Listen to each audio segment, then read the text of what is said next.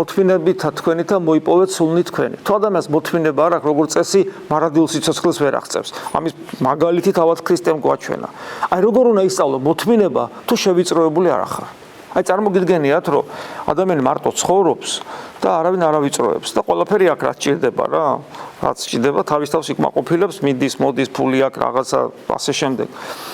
და ადამიანს შეიძლება შექმნას ილუზია, რომ მას აქვს მოთმინება, მას აქვს სიმდაბლე, მას აქვს სიმშვიდე, არ არის მრისხანე, ყველა უყვარს. იმიტომ რომ მარტოა და გონია რომ ეგეთი კარგია, ყველაზე კეთილია. საკმარისია მეორე ადამიანთან აცხოვრო, ეგრევე გაიშიფრება. რომ თურმე ესე იგი მრისხანეც არის, რიცხოვანიც არ არის, აღარც მორჩილია, აღარაფერი აღარ ახსოვს, ჭკუზე გადადის, ყველაფერზე. ამიტომ კიდევ მეორე ოჯახური აკადემია, ოღონ მოთმინება ჭირდება. აი რატომ არის ხოლმე რომ გოგონა და ბიჭი იწყებენ ცხოვრებას, თანაცხოვრებას. ეხლა აქ მაინც სხვა კულტურული გარემოა და თბილი საქართველოს ჯერ კიდევ ეს ცუდად ჩანს, მაგრამ სამწუხაროდ იქაც დაიწყო ეს პროცესი. და მოვიდის ახალგაზრდა გოგონა და მეუბნება რომ აი ჩვენ გვიყვარს ერთმანეთი და დავქორწინდეთ. აღმოჩნდა რომ უკვე თანაცხოვრება დაწყებული აქვს. დედამ არ იცის, მამამ არც იქით არც არავინ არ იცის, მარტო ამ ორმა იცის. მეუბნებიან რომ ჩვენ გვინდა ქრისტიანული ცხოვრება და თუ შეიძლება ვეზიარებ, მეთქი ვერ გაზიარებ რა. როგორ ჩვენ მეთქი ოფიციალურად მაინც გააფორმეთ. ნახეთ რა ხდება რა. კაი, ჯვარს ახლა ვერ იწერთ ოფიციალურად მაინც გააფორმეთ. იმიტომ რომ ნახეთ რა უცნაური რამე ხდება. ძალიან ხშირად აი ესე დაწყებული თანაცხოვრება ინგრევა. პირველსავე კონფლიქტის მერე. იმიტომ რომ როდესაც პასუხისგებლობა არ აუღია კაცს და ნულოვანია მშობლების წინაშე პასუხისგებლები არ არიან. სახელმწიფოს წინაშე პასუხისგებლები არ არიან. მეგობრების წინაშე პასუხისგებლობა დღეს საერთოდ აღარ არსებობს. ღვთის წინაშე და ეკლესიის წინაშე პასუხისგებლები არ არიან. პატარა კონფლიქტზე შენი თავი მაგ ახლა იტყვის და მორჩა დაცილდება, დამთავრდა.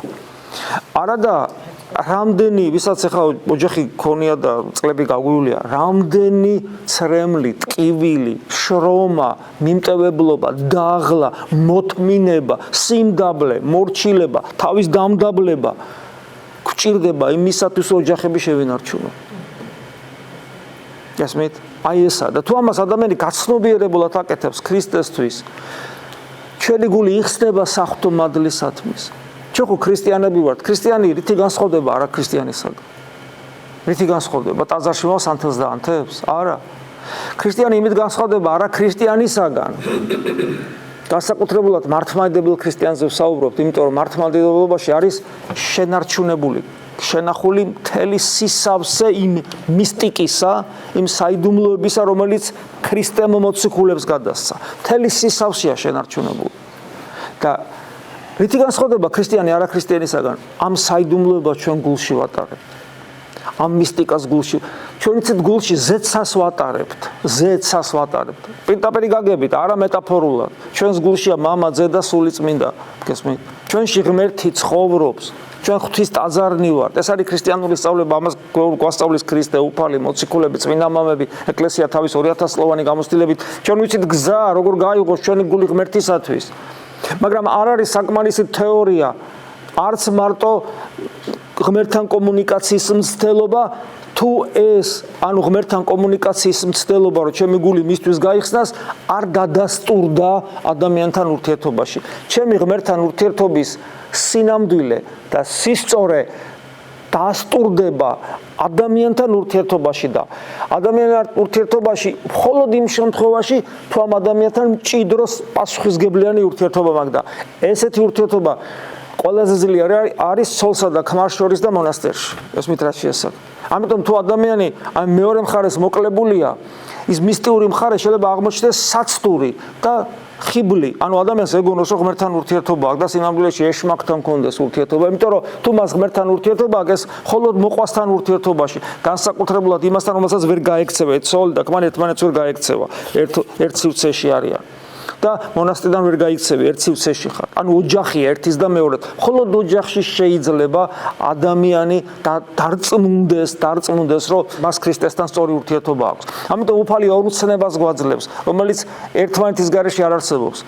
და რომელიც არის მთავარი მცნება ქრისტიანობაში, სიყვარული ღვთისა და სიყვარული მოყვასისა. ერთი მეორის გარეშე არ არის. და ღმერთთან ურთიერთობაც ესეა. არ შეიძლება გიყვარდეს ღმერთი და არ გიყვარდეს ადამიანი, ან გიყვარდეს ადამიანი და არ გიყვარდეს ღმერთი, იმიტომ რომ იესო ქრისტე არის ღმერთის და ადამიანის.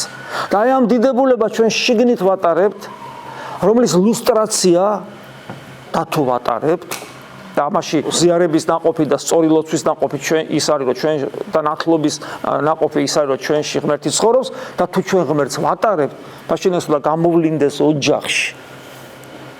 ამიტომ თანამედროვე ურთიერთობების, ოჯახური ურთიერთობების, ბიჭსა და გოგოს ურთიერთობების მთავარი გამოწვევა, აი ხო არის მთავარი გამოწვევა. ეხლა შეიძლება ფსიქოლოგი დადგეს და ბევრი რაღაცა თქვას, ოჯახის ფსიქოლოგი მაგალითად, სოციოლოგი და ასე შემდეგ. მე როგორც მღვდელი ვიტყვი, მთავარი გამოწვევა ქრისტიანული ოჯახისა არის ის, რომ ახალგაზრდები და მე უკვე ხან შესულებით გარკვეულ პერიოდის მერე ოჯახები ცხოვრობენ ქრისტეს გარეშე. უქრისტეობა არის მთავარი გამოწვევა, რომელსაც თავაზობს ეს სოფელი. ეს სოფელი თავაზობს ოღონდ არა ვერბალურად, არამედ ცხოვრების წესით გეუბნება, რომ შენ შეგიძლია იყო ბედნიერი ქრისტეს გარეშე, რადგან კაცო ქრისტე. და ჩვენ ვხედავთ მე შედეგებს რა, დაცლილი საქართველოს დანგრეული ოჯახები, განარკომანებული შვილები და ასე შემდეგ. აი ეს არის შედეგი და ოჯახური რღვევა მარტო ცოლ-ქმარს შორის ჩხუბი და ცოლ-ქმრის გაცილება ხო არ არის. ბავშვი რომ ნარკომანი გაგვეზდება და კრიმინალი გაგვეზდება, რა ეს არ არის ოჯახური პრობლემა და ოჯახური ტრაგედია. რა ფასი აქვს დედას და მამას თუ უვარგესი შვილები გავზარდეთ. და რატომ ხდება ესე? 100%-ია ის, რომ უღმერთობაა მიზეზი, უქრისტეობაა მიზეზი.